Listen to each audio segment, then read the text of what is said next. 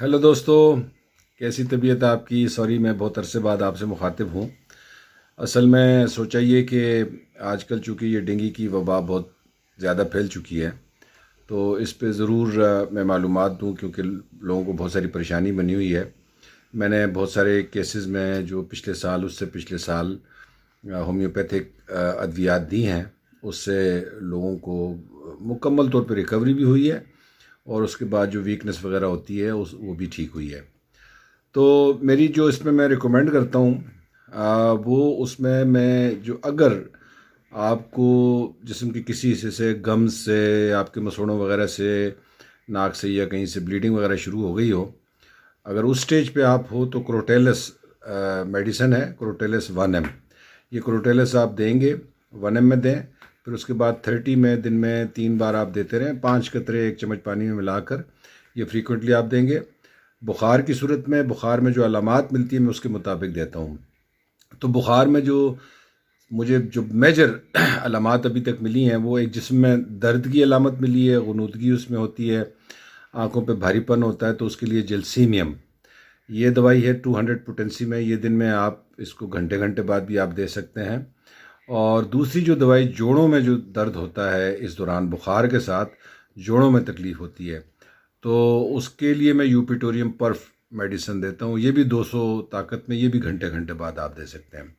इसके अलावा भी मेडिसिन हैं। अगर बुखार बहुत ज़िद्दी किस्म का आप देखते हो कि बुखार नहीं उतर रहा, तो इसमें आप सल्फ़र और पायरोजीनम, ये सीएम यानी 1 लाख ताकत में मैं एक ही खुराक आप रात को दें। फिर इसको चेक करें, अगर सुबह तक बुखार नीचे आ रहा है तो ठीक है, वरना दूसरे दिन फिर दे दें। और इससे उम्मीद होती है कि बहुत सारे केसेस में ये बुखार उतर जाता है।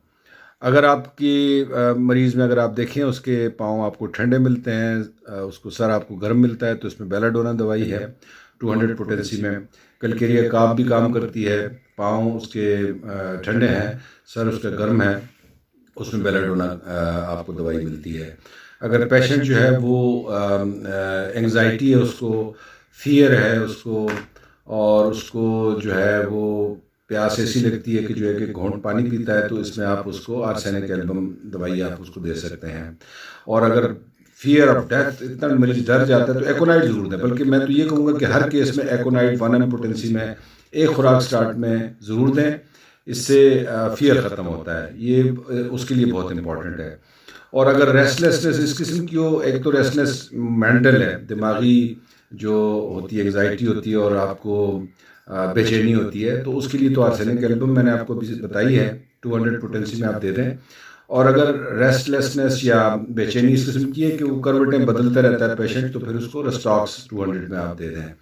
और अगर मरीज बिल्कुल हिलता है तो उसको तकलीफ होती है, आंखें हिलाता है तो उसको तकलीफ होती है, जिस्म हिलाता है तो तकलीफ होती है, तो ब्रायोनिया। लेकिन ब्रायोनिया में प्यास बहुत ज़्यादा लगती है, ये आप उसको जहन में रखेंगे, तो फिर आपने ब्रायोनिया मेडिसिन देनी है। मरीज़ आप देखेंगे कि मरीज़ बिल्कुल आराम से सुकून से पड़ा हुआ है, और ज़रा सा हिलता है तो उसको तकलीफ होती है, वो मूव नहीं करता है, और रस्टाक्स में मूव करता रहता है। तो ये अलामात हैं, इन अलामात की बुनियाद पे आप दे सकते हैं। लेकिन मेजर मेडिसिन जो मैंने आपको बताई वो क्रोटेलस है 1 एम में। उससे जो वो सिर्फ उस वक्त दें जब किसी भी जिस्म के हिस्से से कोई, या उसके प्लेटलेट्स जो है वो कम होना शुरू हो जाए, तो फिर आपने देना है, क्रोटेलस देनी है आपने।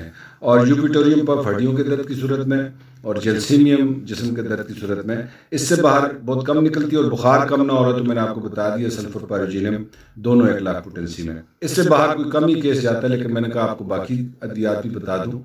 तो थैंक यू वेरी मच। उम्मीद है ये आपको जो है इससे फ़ायदा होगा।